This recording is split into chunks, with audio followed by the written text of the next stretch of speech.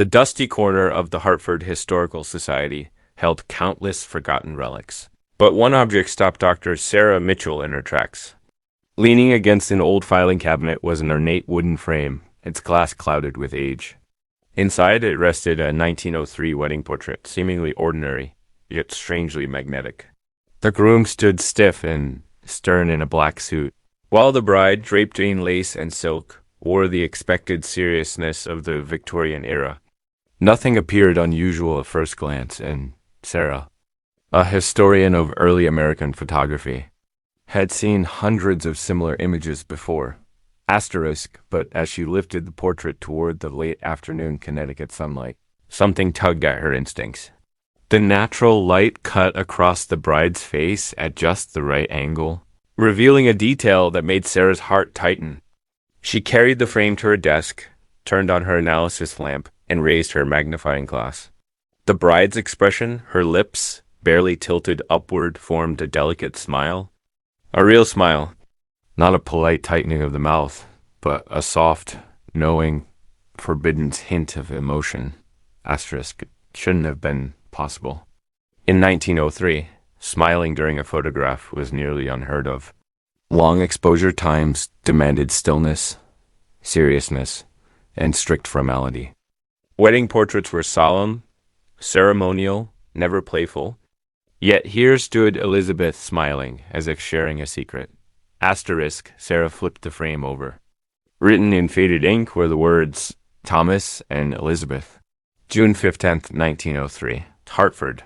No surname. No studio mark. No clues. She tried to dismiss the feeling creeping into her chest. But the photograph felt wrong, not forged, not altered, just off, as if something unspoken lived inside it. She placed the portrait under brighter light and examined every corner. That's when she noticed something else, something far more unsettling. Behind the bride's composed facade, hidden within the folds of her dress, Elizabeth's left hand formed an unusual shape. Not a natural resting position. Not an accident. A signal. Sarah felt a chill climb her spine. She didn't know the story yet. She didn't know the danger. She didn't know the tragedy buried beneath this portrait. All she knew was that this was no ordinary photograph. And whatever Elizabeth had been trying to say in 1903, Sarah was determined to hear it 120 years later. Sarah barely slept that night. The bride's impossible smile haunted her thoughts, pulling her deeper into a mystery she hadn't intended to chase. By morning, she sat inside the Hartford Public Library, surrounded by stacks of dusty newspapers, marriage registries, and city records from 1903. She began with the obvious. Wedding announcements. No, Thomas and Elizabeth. On June 15th, no matching surnames, no photograph record. It was as if the couple had never existed. Puzzled, she widened her search to surrounding towns, West Hartford, Bloomfield, East Hartford, yet still found nothing. Dozens of ceremonies were recorded that month. But not theirs. Something was wrong. Sarah approached Mrs. Peterson, the elderly librarian who had watched for searchers come and go for decades. Many weddings weren't public, the librarian said. Some were discreet, especially if the couple needed privacy. Privacy, discretion, unusual circumstances. The words grated at Sarah's mind. She spent the rest of the day visiting Hartford's old churches. At Trinity Episcopal, the Reverend took her down to the cool basement archives. Leather-bound marriage registers from 1903 lined the shelves like silent witnesses. He flipped to June 13th. Thomas Martin and Elizabeth Hayes. June 20th. Thomas. Richardson and Elizabeth Collins. But nothing on the 15th. No Thomas and Elizabeth. With only first names. Sarah leaned over the page, frowning. What about ceremonies? Not considered proper? Or ones needing secrecy? She asked. Reverend Williams hesitated. It happened. Pregnancies, mixed social classes, or sensitive family matters. Such weddings were recorded quietly, sometimes altered after the fact. A forged record. A hidden marriage. A missing couple. Asterisk on her way back to the Historical Society. A strange thought struck her. Asterisk. What if the date written on the back of the portrait wasn't the wedding day? But the day something went wrong? Asterisk. The sun was low when Sarah returned to her desk. She pulled the portrait out once more and carefully loosened the frame's backing. A fragile piece of folded paper hidden for more than a century slipped out. Asterisk. Her breath caught. The ink was faded but readable. My dearest Thomas. Asterisk by the time you read this.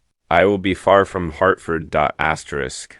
The photographs must tell the story. I cannot. Look for what others cannot see. Remember our signal. Asterisk. Forever yours. Sarah froze. Asterisk. So, the smile wasn't joy? It wasn't rebellion. It was communication. Asterisk and Elizabeth Hoover. She truly had left clues behind because she knew. She might not survive. Asterisk this. Photograph was not a memory. It was evidence. The note changed. Everything. Asterisk. Sarah stared at the words. Remember our signal. Her mind racing. If the photograph itself contained the signal, Elizabeth had expected anyone to discover it long after she was gone. That meant the portrait was deliberate, not sentimental. It was crafted. Asterisk. Sarah adjusted her examination lamp and zoomed in on the image with her magnifying glass. This time she ignored the smile and studied the bride's hands. Elizabeth's left hand was partly hidden by the lace of her gown. Fingers arranged in a strangely stiff position. Not natural, not decorative, intentional. Sarah photographed the pose and began searching through archived etiquette guides. Secret communication methods and Victorian hand signals? Hours passed before she found a match in a 1902 etiquette book. Finger telegraphs, covert signals, women used in social settings where they could not speak freely. Asterisk. One particular diagram made Sarah's pulse spike. Asterisk. The position meant. Asterisk. Oh, no, it appears. Elizabeth had been signaling distress while taking her wedding portrait. Sarah leaned back, stunned. The portrait wasn't just evidence. It was a warning disguised as a marriage keepsake. Asterisk. By now she needed the missing context. Who was Elizabeth? Who was Thomas? And why had this young bride needed to hide a coded plea for help inside her own wedding photograph? Asterisk. She turned to police files. She combed through missing person reports, local scandals, and July 1903 newspaper clippings. Anything that might mention a woman named Elizabeth. Asterisk, finally. A small line buried in an old society column made her freeze. Asterisk. The ladies of the Hartford Women's Auxiliary note with concern the absence of Mrs. Elizabeth Hayes, who failed to attend the charity luncheon on July 17th. Elizabeth Hayes. One of the names from the church register, but the date didn't match the portrait. And now this Elizabeth had suddenly vanished. Asterisk. Sarah hurried back to Trinity Episcopal. Under better lighting, she examined the marriage entry Reverend Williams had shown her earlier. The ink looked fresher than the entries above and below it. Darker, as if written later. Asterisk. Could this have been added after the fact? She asked. The Reverend hesitated. It's possible. Some records were adjusted to avoid scandal. Asterisk. A forged wedding record? A missing bride? A warning hidden in portrait? Sarah felt the walls closing in around her. Elizabeth hadn't just smiled for the camera. Asterisk. She had been begging for anyone to see her. The deeper Sarah went, the darker the story became. Asterisk. Now she needed the official truth, not not society columns, but law enforcement records. That meant heading into the Hartford Police Department's historical archive. A maze of yellowed files stored in City Hall's basement. Asterisk. Officer Martinez, a young officer fascinated by history. Letter to a metal cabinet marked 1900 to 1905, missing persons. Asterisk. Good luck. He joked, sliding open the heavy drawer. People disappeared all the time back then. Asterisk. Sarah flipped through reports, dozens of names, dozens of tragedies, until one sheet made her breath. Hicks. Asterisk. Missing person report. July 20th, 1903. Asterisk. Name, Elizabeth Hayes. Age 23, reported by Sister, Margaret Hayes, last seen, July 15th. Hartford asterisk notes, subject described as fearful. Distressed in weeks prior to disappearance. Asterisk there was proof that Elizabeth had vanished exactly 1 month after the date written on the back of the portrait. Asterisk. The report listed Margaret's old address. Sarah drove straight there. Asterisk, the Victorian house still stood faded, converted into apartments, but intact. The current owner, a kind elderly man named Robert, let her in when she explained her research. Asterisk, the Hayes sisters? Robert said thoughtfully, when I renovated the attic years ago, the previous owner mentioned finding old papers up there. They're still in a trunk. Asterisk, he led her to the dusty attic. Beneath a layer of insulation and forgotten boxes sat a wooden trunk. Its hinges groaned as Sarah opened it. Asterisk inside lay letters, postcards, small photographs. And a diary, Margaret Hayes, 1903 asterisk. Sarah opened it carefully. The entries were written in neat, worried handwriting. June 10th, 1903. Elizabeth has been acting strangely since meeting that man, Thomas. I have not been introduced. This troubles me. June 16th, 1903. She returned from her wedding changed. She smiles when no one watches, but her eyes hold fear. July 1st, 1903. I followed her. She is not living with Thomas. She rents a small room above the bakery on Main Street. She confessed the marriage was arranged to help her escape something terrible. Asterisk. Then July 14th, 1903, asterisk. She told me Thomas is not who he claims to be. She fears him. She left me a photograph she said would explain everything. She begged me to hide it. Asterisk, July 21st, 1903, asterisk, asterisk. July 21st, 1903, asterisk, Elizabeth is gone. I fear the worst. Asterisk. Sarah closed the diary. Her hands trembling, everything was now clear. Elizabeth had been living in fear. Asterisk. Elizabeth had been hiding from her own husband. Asterisk. Elizabeth had used the wedding portrait as a message. She couldn't speak aloud. Asterisk. Her smile was not joy. It was a mask. Her hand was not posed. It was a warning. And somewhere between June and July of 1903. Elizabeth Hayes had vanished, leaving behind the only clue she had. A photograph begging for help. Asterisk. Margaret's diary gave Sarah something she desperately needed. A direction. Asterisk. Now she knew Elizabeth hadn't trusted Thomas. She hadn't lived with him. She had feared him. The portrait wasn't a celebration. It was evidence. But who was Thomas? Asterisk. Back at the Historical Society. Sarah pulled out a 1903 Hartford City Directory and began scanning every Thomas listed. Most were laborers, shopkeepers, clerks, harmless, ordinary. Asterisk. Then one entry stopped her cold. Thomas Miller, private detective. Office, 245 Main Street, a detective. A man paid to find people. Or silence them. Asterisk. And his office had once stood just a few blocks from the bakery where Elizabeth secretly lived.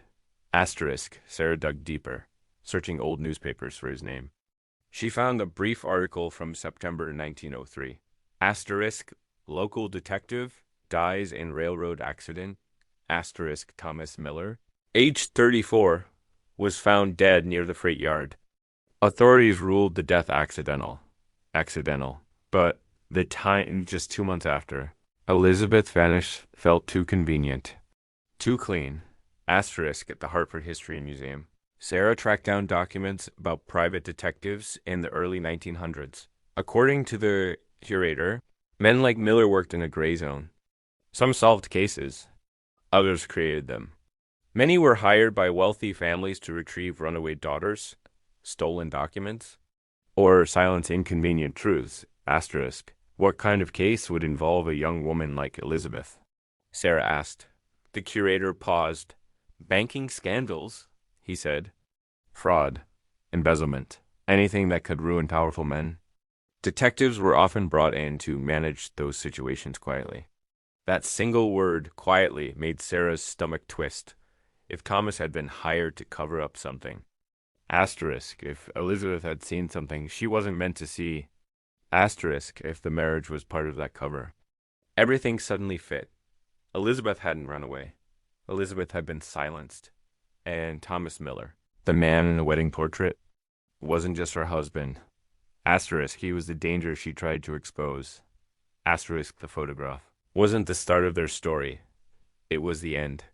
The next step was understanding why Elizabeth had been targeted.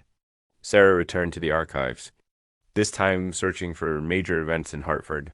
During the spring and summer of 1903, anything that might have involved a private detective. Asterisk. It didn't take long for one headline to stand out. Asterisk $50,000 missing from Hartford National Bank. Investigation underway. Asterisk Sarah read every article she could find. The story was huge. In early May 1903, an enormous sum worth more than $1 million today vanished through forged signatures and falsified financial documents. The bank's president, William Thornton, had hired outside investigators to recover the money. Asterisk, one of those investigators was named in the article. Thomas Miller. Sarah froze. Elizabeth had worked at the very same bank. She hurried back to Margaret's diary and reread the lines she had skimmed over before.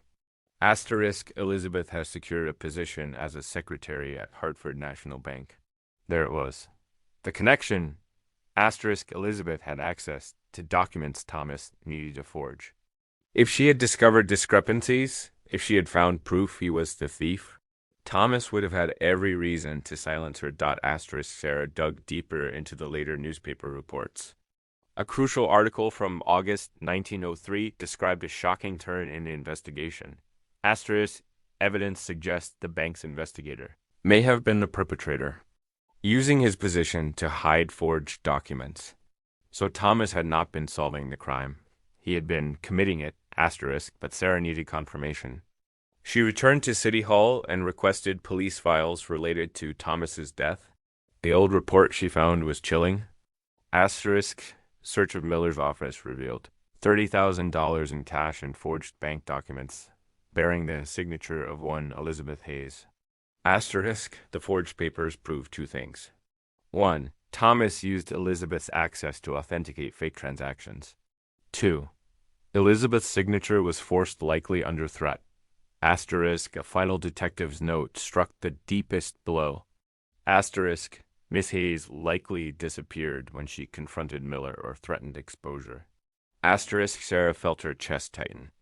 The portrait wasn't the symbol of a marriage. It was the last controlled moment Elizabeth ever had. Asterisk her. Smile wasn't rebellion. It wasn't hope. It was the one thing Thomas could not erase, the silent message she left for the world. Asterisk, and for the first time in 120 years. Someone had finally seen it. Sarah now understood the outline of what had happened, but she still needed the full story. If Elizabeth had left a coded warning in the photo, she must have known she wouldn't survive long enough to speak openly. That meant someone else had to finish what she started. Asterisk, Sarah gathered everything. The portrait. The hidden note. Margaret's diary, police records, and the embezzlement articles. Piece by piece, the truth formed a horrifying picture. Elizabeth wasn't a runaway bride. She wasn't a missing woman. She was a witness to a crime Thomas Miller had engineered from the inside. Asterisk, a witness who had been forced into a fake marriage so he could control her, use her, silence her, and destroy any evidence that could expose him. Asterisk. But Elizabeth had outsmarted him. Asterisk, the portrait, her only chance was carefully staged. The smile, a mask hiding terror. The hand signal, a coded cry for help. Asterisk, the note. A message she knew only someone curious enough would find. Asterisk, the date. Not a wedding celebration, but a warning of when everything began to unravel. Asterisk, Sarah studied the photograph again under magnification. For the first time, she noticed something she had missed earlier. Elizabeth was not looking directly at the camera. Her gaze shifted ever so slightly to the photographer's right, as if seeking confirmation from someone off frame. Someone she trusted. Asterisk, had she tried to signal them to? Asterisk, did they understand? Asterisk, or were they forced to stay silent? Sarah would never know, but she knew what Elizabeth wanted. To be heard, to be believed, to be found, for more than a century. Her message sat trapped behind glass, unread, unnoticed, misunderstood. Her diary was lost. Her voice was gone. Her life erased by a man who died before facing the consequences of his crimes. But the photograph never lied. It waited year after year for someone who could see what others ignored. And now, at last, Elizabeth's story was beginning to surface. Asterisk, piece by piece, clue by clue, truth by truth. Asterisk, but there was one final step left. To bring her voice back into the world, with every piece of evidence laid before her. Sarah knew she owed Elizabeth more than just curiosity. She owed her justice. A story buried for 120 years was finally resurfacing. And it was Sarah's responsibility to make sure it was heard. Asterisk. She wrote a complete report of her findings, every clue from the portrait, every line from Margaret's diary, every police document, every newspaper article. Then she contacted the Hartford Current, hoping they would publish the truth. Asterisk. The editor, Maria Rodriguez, listened in stunned silence. Asterisk. This isn't just history, she said softly. This is a woman's final message. We'll tell her story. But Sarah wanted to go further. If Elizabeth had family somewhere, they deserved to know. Asterisk after days of genealogical searching. She found a living descendant, Patricia Hayes, a great-great-niece living in Boston. Patricia had grown up hearing vague family whispers about a young ancestor who disappeared mysteriously.